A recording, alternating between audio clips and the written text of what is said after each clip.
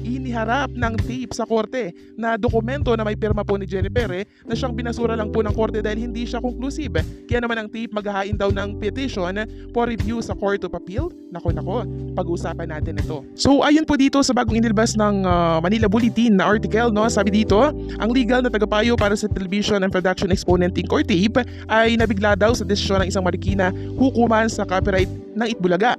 Kasong infringement na isinampa ni Tito at Vic Soto at Joey De Leon na kilala bilang TVJ at Jennifer laban sa kumpanya at GMA Network.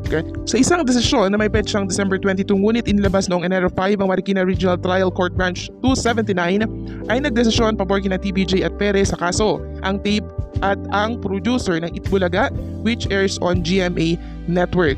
Paggawa ng hindi patas na kompetisyon sa paglabag laban sa mga nasasakdal, exemplary damages na 500,000 at bayad sa abogado na 500,000. Sinabi ni Maggie Abraham Garduque, legal counsel ng TAPE, na nabigla daw siya sa naging desisyon ng korte sa kaso. Nagpasya ang korte sa mga bagay na hindi bahagi ng panalangin sa reklamo, sabi niya.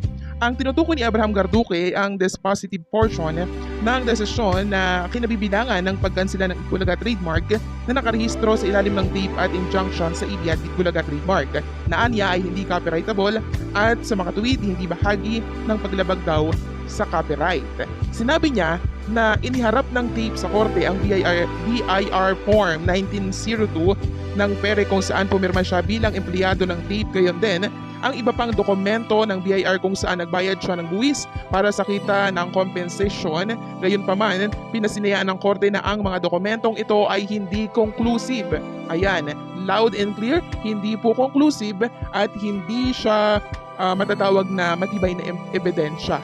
At mababasa nga natin dyan yung sinabi po dito ni Ms. Jennifer. Sabi dito, "Dear Mr. Halusos, after due consideration, I am availing the early retirement offered by the company. Thus, I am leaving my post as the SVP Production Operations and Creative of Tape Inc. Effective immediately. The recent event have caused me emotional stress and adversely affected my health. I will always cherish my 29 years of service with the company. Thank you." And may pinakita dyan ng tape na pinirmahan daw ito ni Miss Jennifer 5/31/2023 4 p.m. So ayan, certified true daw, no, mabasa dyan. So ito po ay presenta ng tape sa korte sa pag-akala na ito ay matibay na ebidensya para mapatunayan na empleyado po si Miss Jennifer pero binasura lang po ng korte dahil sabi nga po ng korte hindi ito conclusive or hindi ito matatawag na matibay na ebidensya. Ayon pa dito, sabi po ni Garduque, these documents are signed by Pere herself and therefore binding to her.